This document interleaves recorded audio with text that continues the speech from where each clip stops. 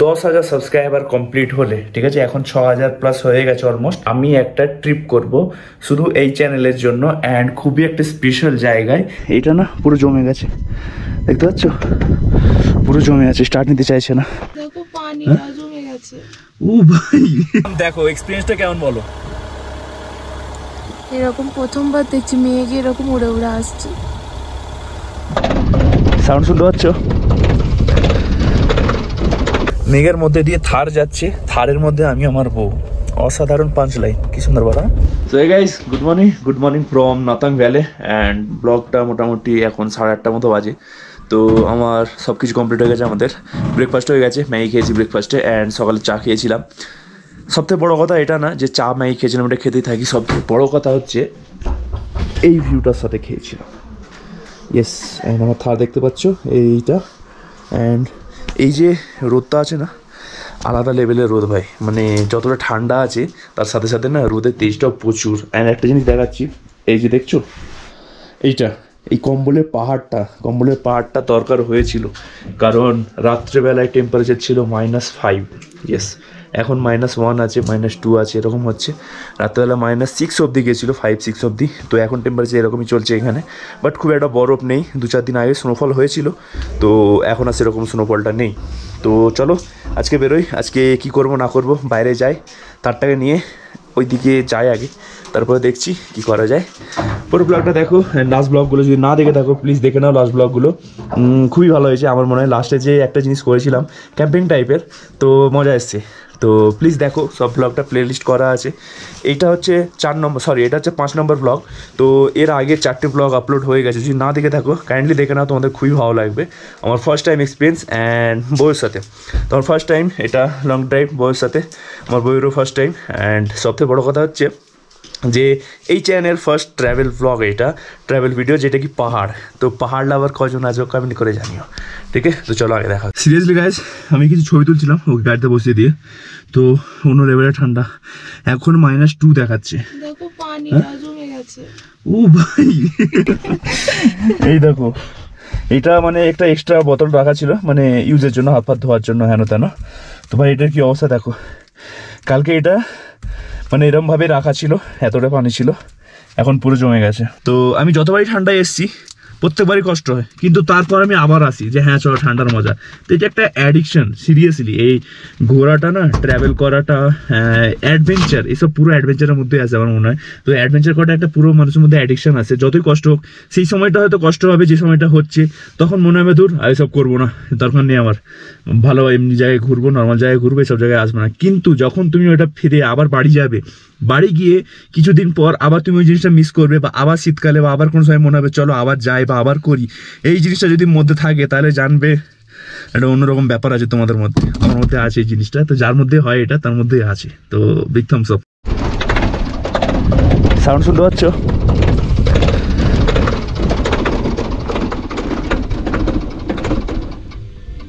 বন্ধ হয়ে গেল স্টার্টটা, এটা উইন্টারের জন্য হচ্ছে পুরোপুরি। আর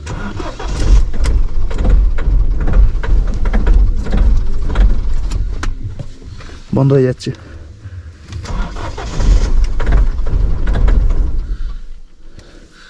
স্টার্ট নিচ্ছে না, সাউন্ড হচ্ছে। সো গাইস, এইটা না পুরো জমে গেছে, দেখতে পাচ্ছ, পুরো জমে আছে, স্টার্ট নিতে চাইছে না। তার একবার স্টার্ট করে দেখি।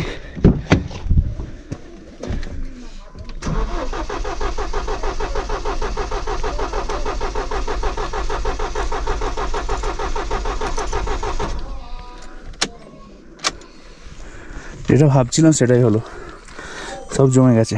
তো গাইস কোনো মতে স্টার্ট নিচ্ছে না, তো একটু গরম পানি নিয়ে আসি, দেখি কিছুর ওপরে দিয়ে এইগুলোর যদি পসিবল হয়, মনে হচ্ছে আর কয়েকবার হলে একটু গরম পানি দিলে হয়তো হয়ে যাবে, লেটস সি। ঠান্ডা প্রচুর ভাই, তো ওই জন্য ওকে আমি গাড়িতে বসিয়ে রেখেছি। এবার দেখি আমি একটু যাই কতটা কী আছে। কাল রাতে না এইসব পানিটা পুরো মানে পানি হয়েছিল, পুরো জল যেমন হয়ে থাকে না, নর্মাল গরম ছিল, সবগুলো পুরো জমে গেছে ভাই। তো এই গাড়িটারও সেম ব্যাপার হচ্ছে, সেম প্রবলেম, बट আমার না এই জিনিসটা নেই। গরম পানি कहाँ डालना पड़ेगा? इंजन में डालिए ना। इंजन में ना, देखी একটু গরম পানি নিয়ে আসি ওদের কাছ থেকে। তো এই গরম পানি নিয়ে এসেছি, ইঞ্জিনের উপর ঢেলে একটু দেখি কি হয়। এটাও না পুরো জমে আছে ভাই, ইয়ে পুরো জন চুকা। কতক্ষণ হয়েছে?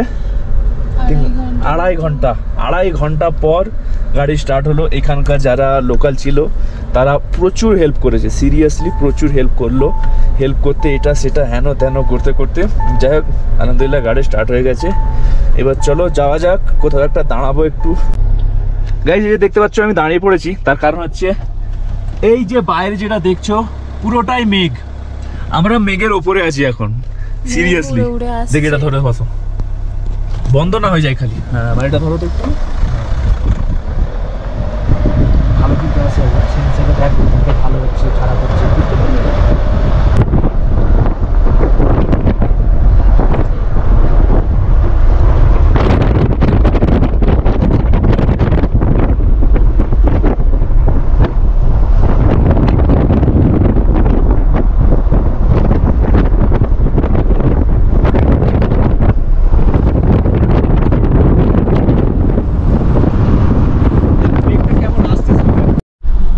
এই সিনটা দেখো, মনে হচ্ছে ধোঁয়া আসছে। কেমন লাগছে দেখে? হ্যাঁ প্রথমবার দেখছি। গোপ্রো বারবার বন্ধ হয়ে যাচ্ছে, সেই জন্য ফোন দিয়ে চালু করলাম। দেখো এক্সপিরিয়েন্সটা কেমন বলো? এরকম প্রথমবার দেখছি মেঘ এরকম উড়ে উড়ে আসছে।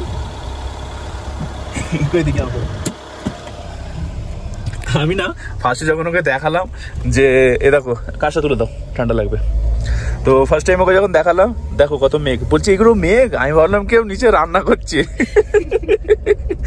বলছে আমি ভাবলাম কেউ নিচে রান্না করছে। ধোঁয়া চলে এত রান্না কি করে যে পুরো চারিদিকে ধোঁয়া ধোঁয়া হয়ে যাবে। মানে ও ফার্স্ট টাইম দেখছে, আমি দেখেছি এগুলো আগে। আমি সিকিম যখন এসেছি, নর্থ সিকিমে এই জিনিসটা দেখা যায় না সচরাচর। সিরিয়াসলি যারা গেছে তারা জানো নর্থ সিকিমে এত মেঘটা পাওয়া যায় না, এখানে এটা বেশি পাওয়া যায়। লাস্ট টাইম যখন এসেছিলাম তখনও দেখেছিলাম, আর এখনও দেখছি এই জিনিসটা আলাদাই। এইসব জায়গা দিয়ে বাইক নিয়ে গেছিলাম ফার্স্ট টাইম যখন 2020-তে এসেছিলাম। হায়দারের বাইক ছিল, হায়দার তখন বুলেট নিয়ে এসেছিল, তো ওর বুলেটের টায়ার পাঞ্চার হয়ে গেছিলো, দিয়ে এই রাস্তা দিয়ে ঠেলে ঠেলে ঠেলে ঠেলে। অ্যান্ড লাস্ট টাইম না আমার আয়াবুসাতে ফিউল একদম কম হয়ে গেছিলো, বুঝতে পারিনি লাস্ট টাইম পেট্রোল পাম্পটা। তো এইসব রাস্তা দিয়ে একটুখানি করে স্টার্ট করছিলাম। অ্যান্ড এই রাস্তাটা কিছুটা ক্রস করার পরই না জুলুক যেখানটা চলে আসবে, জুলুকে পুরোটাই গরম থাকে।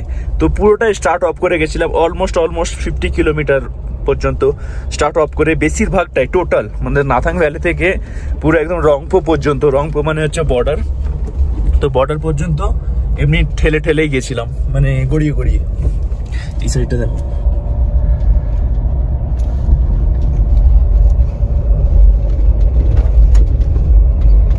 মেঘের মধ্যে দিয়ে থার যাচ্ছে, থারের মধ্যে আমি আমার বউ। অসাধারণ পাঁচ লাইন, কি সুন্দর বলা, বলবে তো?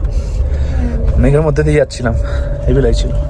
আবার আসবে সামনে, আবার জুলুকটা পুরোটা ওই রকমই থাকবে মনে হয়। সাইডের জাস্ট ভিউটা দেখো তো,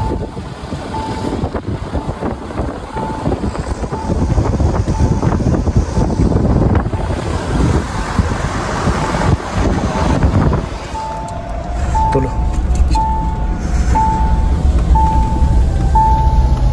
জুলুক এখান থেকে 11 কিলোমিটার। দেখা যাক কেমন কি রাস্তাটা পাই। পুরো রাস্তাটা এরকমই মনে হচ্ছে আমার। গাইজ এই যে দেখতে পাচ্ছ এই হচ্ছে সিল্ক রুট, পুরোটা একদম জিগজ্যাগ জিগজ্যাগ পুরোটা। এই মেঘের জন্য দেখা যাচ্ছে অনেকটা, একটু আগে ক্লিয়ার ছিল। আমি গাড়ি দাঁড় করালাম, ভাবলাম একটা ছবি ভিডিও নেব, এখনও দম ফুলছে ভাই। তো যাই হোক অসাধারণ ভিউ এখান থেকে, পুরোটাই আজকে পুরোটাই মেঘ মেঘ হয়ে আছে দেখতে পাচ্ছ। এক্ষুনি পুরো মেঘটা যাচ্ছে, দেখো কেমন দারুণ ভিউ, দারুণ। তো ভাবলাম যে ছবিটা নেব বা ভিডিওটা নেব, পসিবল হলো না, মেঘ চলে এলো। এই দেখো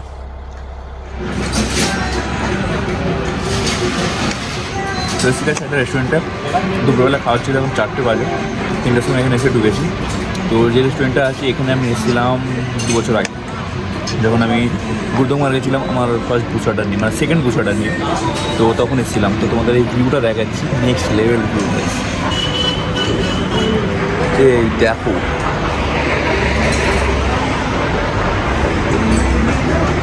কেমন লাগছে ভিউটা, প্লিজ কমেন্ট করে জানাও। অসাধারণ ভিউ। অ্যান্ড লাস্ট টাইম যখন এসেছিলাম না, এই যে নদীটা অনেক পানি ভরাট ছিল, এখন অনেক কমে গেছে, অনেক খালি হয়ে গেছে। এই নিচে দেখতে পাচ্ছ এখান থেকে সব বালি ফালি তুলছে হয়তো, যাই হোক, কিন্তু অন্য লেভেলের ভিউ হয় এখান থেকে। আর সানসেটটা যখন এখান থেকে হয় না, আলাদাই লাগে দেখতে। তো এখন খাওয়া যাক, খাওয়ার পর প্ল্যান বলছি কী আছে না আছে।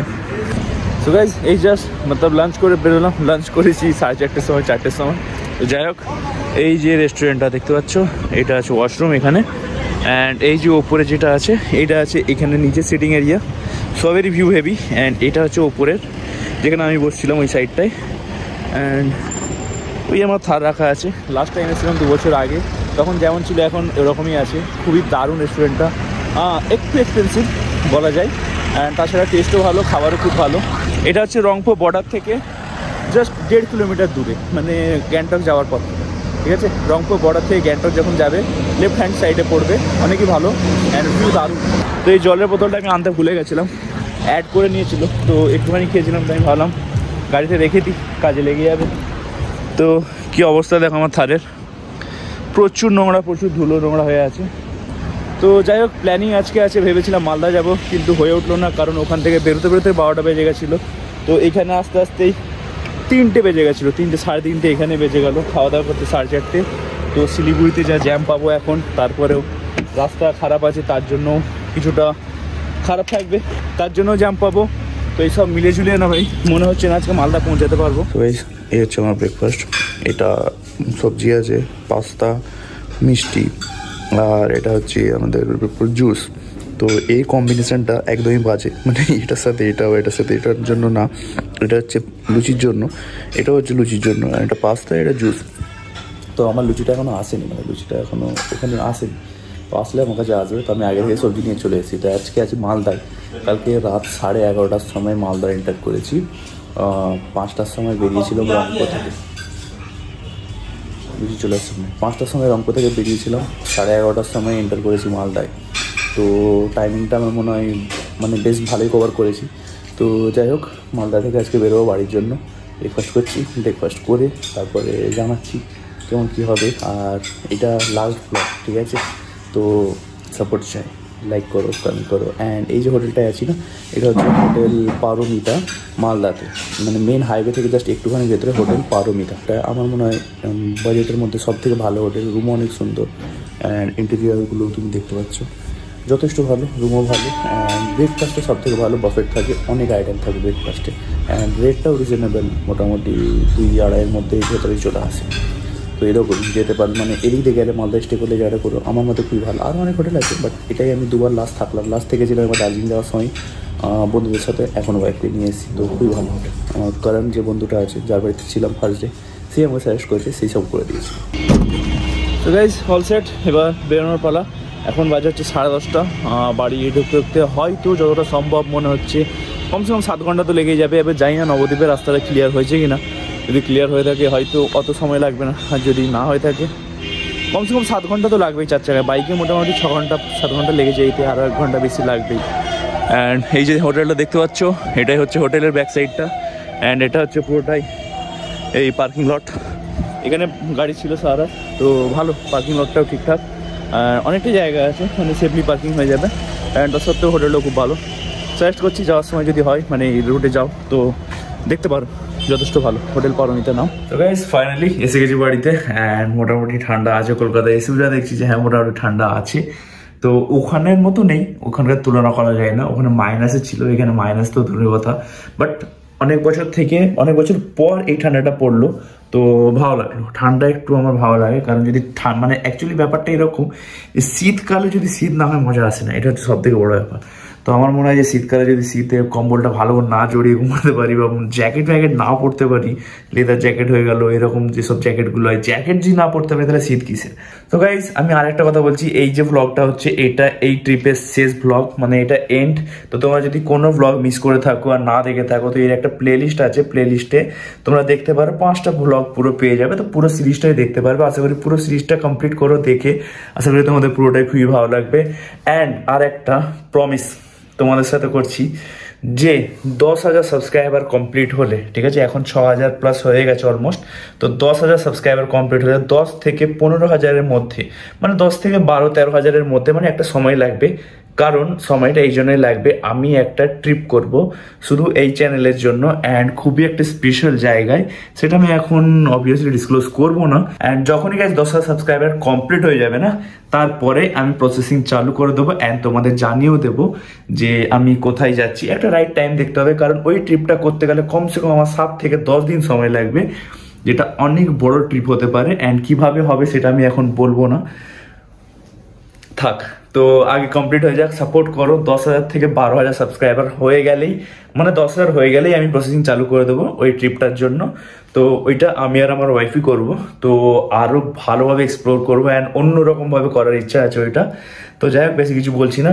যদি কোনো কারণে ভালো লেগে থাকে ব্লগটা অ্যান্ড পুরো সিরিজটা, কমেন্ট করো অ্যান্ড সাবস্ক্রাইব করো, অ্যান্ড প্লিজ সাপোর্ট করো মানে চ্যানেলটাকে গ্রো করতে, তাহলে খুব তাড়াতাড়ি। আর পার্সোনালি আমার নিজেরও ওই ট্রিপটা করার খুবই ইচ্ছা আছে, তো যার জন্য আমি করতে চাই, কিন্তু 10,000 সাবস্ক্রাইবার কমপ্লিট হওয়ার পরেই। তো গাইজ দেখা হচ্ছে নেক্সট ব্লগে খুব তাড়াতাড়ি। Take care guys, by.